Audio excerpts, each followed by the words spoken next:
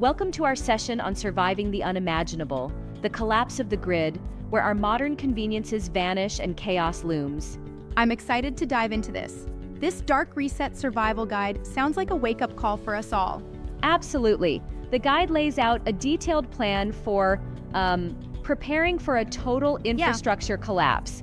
It's a blueprint for self-reliance when electricity, internet, and even basic services are gone.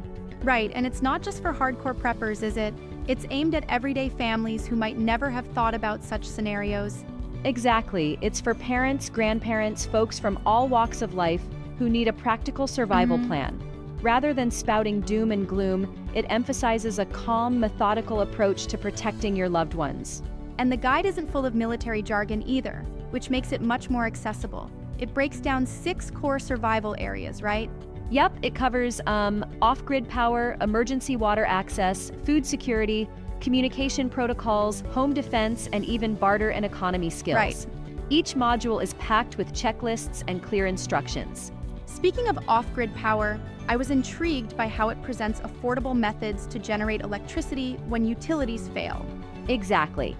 It breaks it down into simple, everyday solutions. Think along the lines of using solar or wind setups, and even improvising with other common items. It's really about being resourceful with what you already have.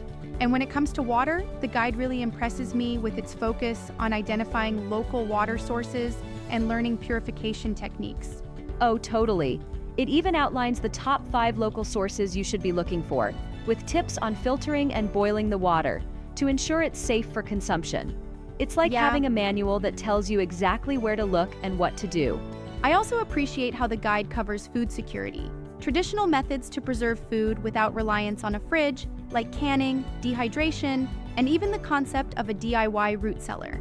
Right, it's almost like going back to basics, but in a very structured way, breaking down each method so that even a novice can follow along. It demystifies the whole idea of stockpiling and sustaining yourself. Now, you mentioned communication protocols earlier. That part seems crucial when modern networks are down. Absolutely.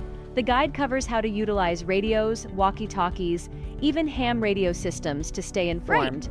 It stresses the importance of having low-tech backups for communication when digital networks just vanish. And what about the home defense strategies? That's a particularly interesting angle since it doesn't rely solely on expensive gear or firearms. Yes, that's a refreshingly practical part. It outlines non-lethal defense mechanisms like setting up improvised alarms and creating a safe room. It even suggests coordinating with your neighbors, fostering a community defense approach. I love that aspect, although I sometimes wonder if relying on community defense, especially during total collapse, might be a bit optimistic, don't you think? That's a fair point. However, the guide really emphasizes that while self-reliance is key, building a network of trust is part of overcoming isolation during crises. It provides a balanced yet optimistic perspective on communal support. And then there's the barter and economy skills module. That one really highlights the shift in value when paper money and digital currencies disappear. Exactly. It's like saying, in a post-grid world, barter becomes the language of survival. The guide teaches you not only how to secure essential supplies, but also how to trade them effectively. It sounds like the guide has a very holistic approach. Can you talk about the mindset behind it? Sure.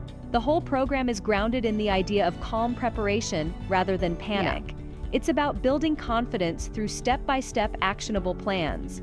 You're not just stockpiling items, you're cultivating skills and resilience. I appreciate that they also bring in a spiritual element, reminding folks to lean on their values, prayer, even scripture in hard times. Right, that's a key part.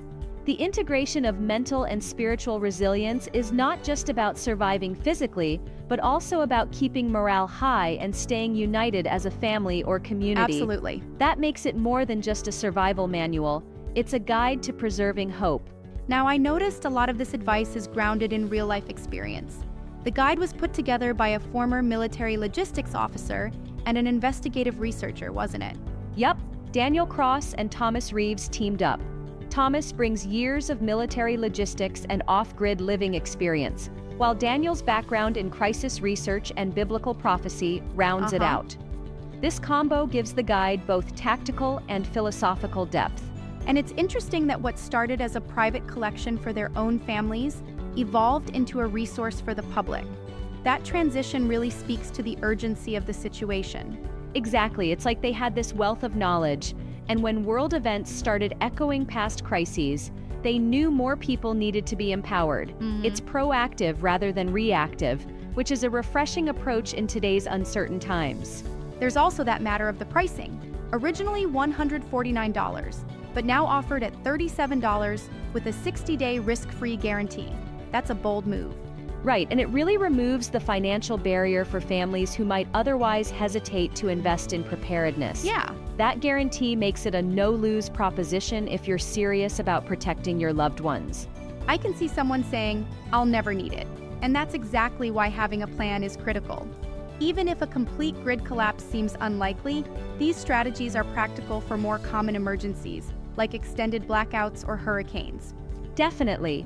It's kind of like insurance. You hope to never need it, but when you do, it could mean the difference between life and death. And it teaches you to look at everyday items in a new, resourceful light. Speaking of resourcefulness, I'm impressed by how the guide uses accessible, low-cost tools rather than expensive, hard-to-access equipment.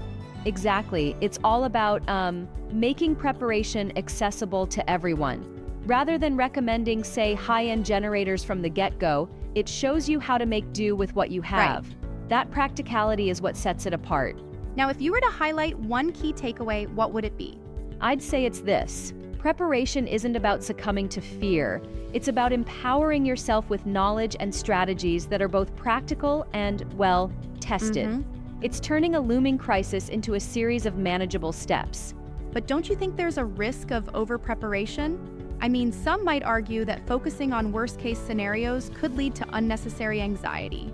That's a valid critique. Right. Yet, the guide really counters that by maintaining a calm tone throughout, ensuring that while you're prepared, you're not paralyzed by fear. It encourages controlled, proactive steps instead of panic. Absolutely. And that balance between caution and confidence is what makes this guide so compelling. It's a call to be smart and ready without overwhelming yourself. Exactly. And the structure, dividing the survival plan into clear modules with checklists and even videos, ensures that you can actively track your progress and feel a sense of achievement along the way. It gives a real, tangible plan to follow. In the end, it's about taking control in an uncertain world, ensuring your family is equipped to handle the worst, while staying grounded in hope and community. Precisely. And isn't that empowerment what we all need in these unpredictable times? Yeah. Dark Reset is not just a survival guide. It's a blueprint to transform fear into action, making survival accessible and realistic for everyone. Well said. It's definitely something that urges us to look at our vulnerability and then take constructive measures. Absolutely. Thanks for diving deep with me into these life-saving strategies. Stay prepared, stay safe, and remember, knowledge is power when the lights go out. And let's hope we never have to test it. But if we do, at least we know we're not going into it unarmed.